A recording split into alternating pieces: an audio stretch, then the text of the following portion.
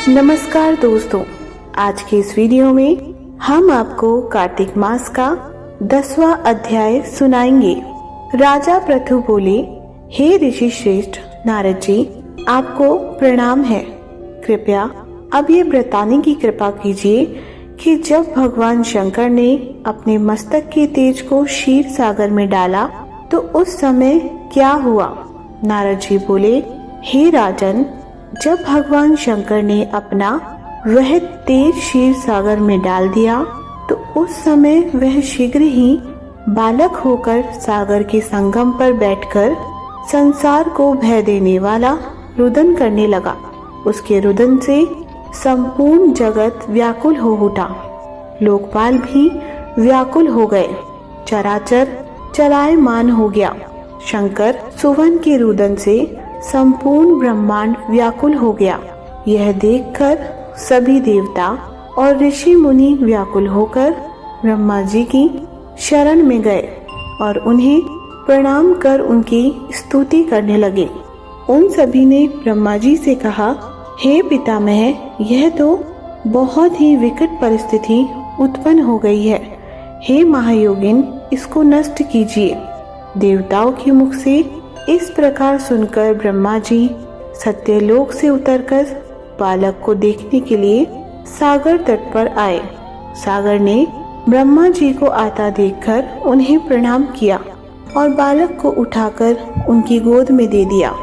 आश्चर्यचकित होकर ब्रह्मा जी ने पूछा, हे सागर, यह बालक किसका है? शीघ्रता पूर्वक कहो। सागर विनम्रता पूर्वक बोला, प्रभु, यह तो मुझे ज्ञात नहीं है, परंतु मैं इतना अवश्य जानता हूँ कि यह गंगा सागर के संगम पर प्रकट हुआ है। इसलिए हे जगत गुरु, आप इस बालक का जात कर्म संस्कार करके इसका जातक फल बताइए। नारद जी राजा पृथु से बोले, सागर ब्रह्मा जी के गले में हाथ डालकर बार बार उनका आकर्षण कर रहा था। फिर तो उसने ब्रह्मा जी का गला इतनी जोर से पकड़ा कि उससे पीड़ित होकर ब्रह्मा जी की आंखों से अश्रु टपकने लगे। ब्रह्मा जी ने अपने दोनों हाथों का जोर लगाकर किसी प्रकार सागर से अपना गला छुड़वाया और सागर से कहा, हे सागर, सुनो, मैं तुम्हारे इस पुत्र का जातक फल कहता हूँ। मेरे नेत्रों से जो ये जल निकला है, इस कारण इसका नाम जलंधर होगा।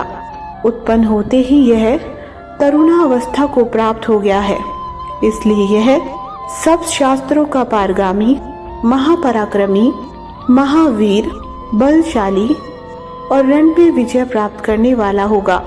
यह बालक सभी दैत्यों का अधिपति होगा। यह किसी से भी पराजित न होने वाला तथा भगवान विष्णु को भी जीतने वाला होगा। भगवान शंकर को छोड़कर यह सबसे अवध्य होगा। जहाँ से इसकी उत्पत्ति हुई है, यह वहीं जाएगा। इसकी पत्नी बड़ी पतिव्रता, सौभाग्यशालिनी, सर्वांग सुंदरी, परम मनोहर, मधुरवाणी बोलने वाली तथा शीलवान होगी। सागर से इस प्रकार कहकर ब्रह्मा जी ने शुक्राचार्य को बुलवाया और उनके हाथों से बालक का राज्याभिषेक कराकर स्वयं अंतर्ध्यान हो गए। बालक को देखकर सागर की प्रसन्नता की सीमा न रही।